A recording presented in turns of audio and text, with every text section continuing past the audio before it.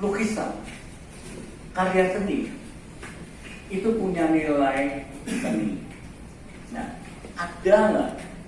Karena itulah yang akan menentukan harga.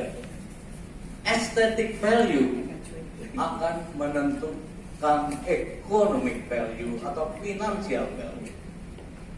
Bisa orang membaliknya, menggorengnya, ya kan?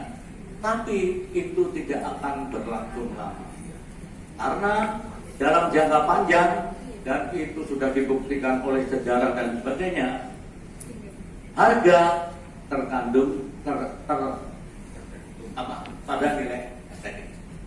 Ya kan? Nah, sekarang kalau kamu melukis, ya, belum ada yang nawar, belum ada yang beli, nggak ada harganya, nggak ada harganya. Harga terjadi kalau ada permintaan dan penawaran, terus mencapai equilibrium, terus baru ada harga. Jadi kamu udah menjual aja, ya. Lukisan kamu jual ke dia, terus kamu kejual ke dia, kau jual 100.000 ke dia, karena teman sama dia udah deh 25 juta, kalau dia 100 juta, itu belum harga. Kenapa? Di market dia pasarkan ke orang lain, enggak, belum terbentuk harga. Kecuali kemudian market pengen lukisan itu, ya. Ada nih, tinggal kau berani berapa? Kau berani berapa? Nah, yang paling tinggi, baru di situ terbentuk yang namanya harga. Ketika terjadi antara pembeli dan penjual. Di pasar perdana nggak ada harga. Nah, kamu paling bisa-bisanya, ya pantas-pantasnya, kalau kamu sampai menyamai misalnya 150 juta itu lukisan Teja Astawan, ya, yang udah dikenal dan baru, yang nggak ada paling 35 juta. Kalau kamu mau jual itu segitu, apakah nilai estetikmu sudah menyamai Teja Astawan? Orang akan bertanya. Terus besok aku dapat cuan nggak kalau pegang lukisan? Karena habis itu kamu mungkinnya suka-suka, nggak ada misalnya, wah ini Avandi tapi lain nih, keren punya ini beda. Nah, ada yang namanya sama aja kayak sepatu. Yang namanya sepatu yang dipakai Charles Jordan, pemain basket itu terkenal. Nah, Nike, ya. Nike itu diciptakan kemudian yang pakai ini merah, yang putih sama hitam kurang begitu laku, ya. Yang merah itu yang laku. Dan itu hanya dicetak berapa? Cetak sedikit. Kemudian apa? Mahal. Karena apa? Permintaan banyak. Segini orang berani. Aku terbatas tuh punyanya cuma ini. Apalagi lukisan. Kalau tapi, ya kan? Kalau kamu cat air pelukis lain juga, wah, bahkan itu yang di Taiwan, yang di Cina tuh yang kemarin kesini itu, wah, dahsyat itu kan. Ya. Tapi siapa dia? Aku nggak pernah kenal dia dalam peta seni rupa Cina. Nah, itu. Lalu teknik, bukan tekniknya sendiri, tapi Avandi menemukan tekniknya sendiri. Dan ya itu Avandi. Ini ada branding. Jadi kalau kamu belum ada nama, kalau dalam produk itu kamu belum punya branding. Gimana? Sepatu olahraga, iya. Lukisan, iya. Tapi sepatu olahraga Nike atau Bata, itu kan nanti udah dikenal. Mencari posisi nih, harga juga, itu juga nggak gampang. Jadi lebih baik harganya yang pantas dulu. Baru kemudian pameran lagi, oh ada yang punya, oh aku udah naik. Jangan merasa hebat dengan harga mahal, tapi harga semu. Mahalnya itu mahal semu, nggak real. Kalau real, begitu aku mau jual nih Suryadiku, wah yang nawar udah banyak. Karena apa? Wah itu Suryadi keren, lain. Pada seorang pelukis saja, itu range harganya beda-beda. Ada Avandi Ngato, ada Avandi, ya ada seger-seger lah, Radhi aras-arasan. Ya. Kira-kira begitu, tapi sangat tergantung pada aesthetic value. Kalau sebuah lukisan nggak ada aesthetic value-nya, dia sama aja dengan gambar. Itu pelukis-pelukis pinggir jalan banyak. Tapi kalau saya harus misalnya, oh itu dong diangkat, oh sudah terangkat sendiri loh. Dia laku tiap kali. Tapi kalau aku harus memberi harga dia dengan harga Suryadi ya susah dong.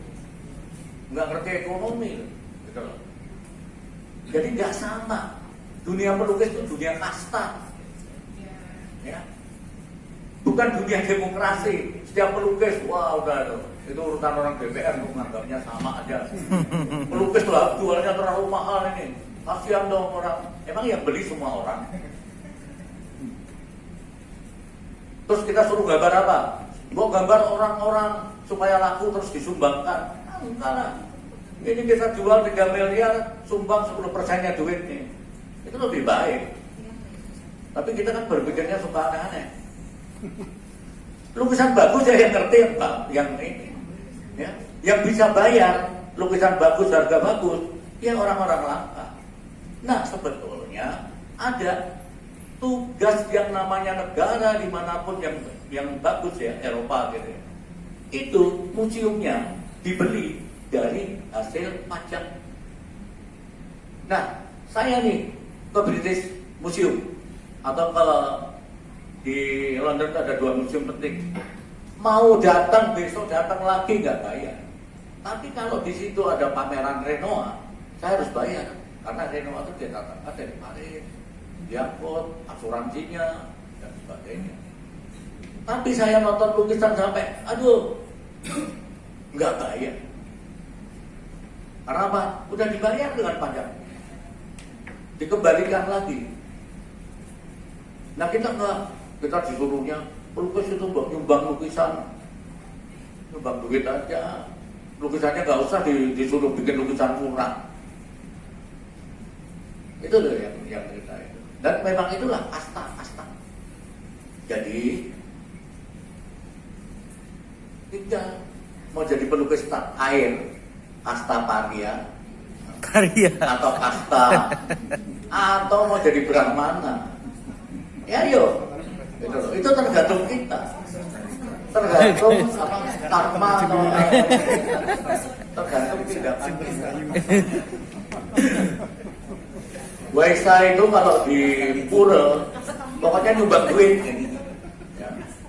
Brahmananya yang bagian berdoa udah ada. Jadi cat air, hai anggota IBS, tinggal tergantung mana kastamu ya terserah, tergantung engkau. Tapi ada kasta-kasta itu. Urusannya bukan soal laku atau gak laku. Kalau sampai lukisan bagus, aesthetic value-nya bagus, agak laku, itu penjualnya bodoh, kagak ngerti marketing, kagak ngerti itu. Gitu. Tapi lukisan busuk mau penjualnya jago juga nggak akan. Yang ngawasi itu banyak, museum ngawasi, kurator mengkritik dan sebagainya. Tapi lukisan bagus meskipun dijegal-jegal, ada orang yang namanya Sucipto Adi. Sucipto Adi itu gara-gara berantem sama quote unquote bos, pamerannya dibatalkan. Terus harga dia waktu itu sudah 100 juta, 125 juta. Apa yang terjadi? Dilelang. Wah, pasang. Tiba-tiba, enggak, itu salah cetak. Aku cuma mau jual 25 juta. Langsung kan orang, oh harga, mati itu seniman. Dia mau jual gimana karyanya? Dia capek bikin-bikin, harga dia udah 100 dari dia. Sekarang orang tahunnya 25 juta, rusak dia nggak bisa. Berapa tahun dia nggak bisa itu? Dan dia kayaknya hampir putus asa. Dan saya datang, kamu jangan bodoh, ubah tulisan, kreatif, cari yang lain. Jadi yang 25 juta yang kemarin yang kayak begini, yang ini bukan. Ya, pelukis kamu katanya kreatif, cuman itu aja digituin kamu ribut. Bikin lagi aja yang lain. Gayamu, udah, makanya dia cari. Terus lukisan yang aku bilang itu berubah banget, baru berubah. Ya, udah ada yang ambil. Kurang ajarnya Adi cuma telepon saya. Loh, persennya bakat kemana? Aku udah lama kere. Sekarang gitu. Jadi seniman itu apa? Kreativitasnya. Kalau ini harga sudah ini, kita kreatif, mulai harganya juga diatur, naik loh.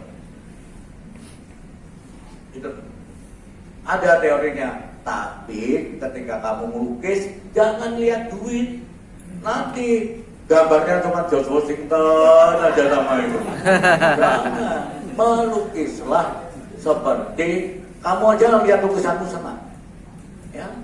Terus aku lihat nih yang biasanya nyacat tahu ya? Iya, tahu. Wah, aku lihat, wah emang keren, senang. Terus aku bawa temanku, wah bagus kok, bagus. Dia pelukis, tak belinya ya, sampai 3 kali. Apa susahnya? Kok melukis aja udah senang. Jadi nggak usah pikir itu akan terbentuk asal, yaitu ketika barang udah jadi, kamu itu dianggap barang, ya diam aja nggak usah ikut. Toh tetap barang seni yang perhitungannya juga berbeda. Gitu. Tapi secara ekonomis harus dianggap barang. Apa kamu ke ini pajak kan? Itu dianggap barang. Orang aja dianggap barang, kadang-kadang. Baik. Nah itu kira-kira ya.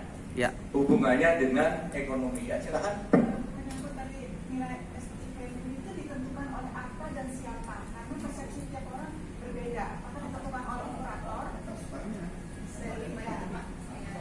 Estetika. Oh, estetika. Ditentukan siapa? Ya. Oke. Kembali, jadi yang menentukan nilai estetika value itu apa dan siapa? Karena persepsi setiap orang mungkin yang mempunyai nilai seni dan yang tidak berbeda. Jadi apakah seorang kurator yang menentukan itu atau kolektor atau siapapun itu? Terima kasih.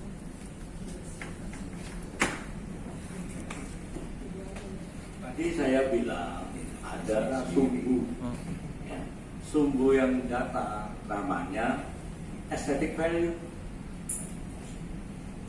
Ini economic value. Jadi kalau ada lukisan, aesthetic value-nya cuma segini, terus digenjot economic value-nya sampai tinggi, akhirnya jadi apa? Jadi balok yang kalau ketiup angin akan lempang. Tapi kalau dia di sini, terus kamu tarik ke seluruh kantor, harganya di sini pantas. Kalau baru belum, berarti ada yang harus dikerjakan mati. Terus tadi pertanyaannya, sebuah karya seni, kalau keluar dari seniman, terus yang menentukan siapa? Ada 2. Dimanapun. Disebut kurator boleh, pengamat seni boleh. Kalau kita ngomong kurator sebenarnya terbatas, hanya pada sebuah pameran. Kita sebut saja pengamat seni atau yang menjadi perantara antara karya seni itu dengan publik. Terus ada ini nanti ke museum, ya. Terus ada kolektor juga.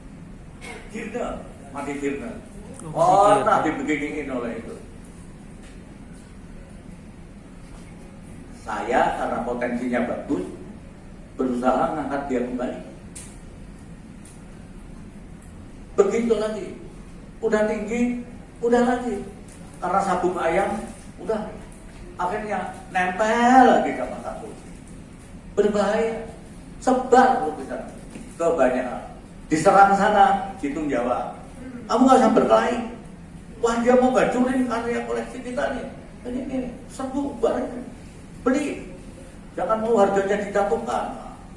Kita mau pelukis tunggu aja ngapain. Tapi caranya ya begitu.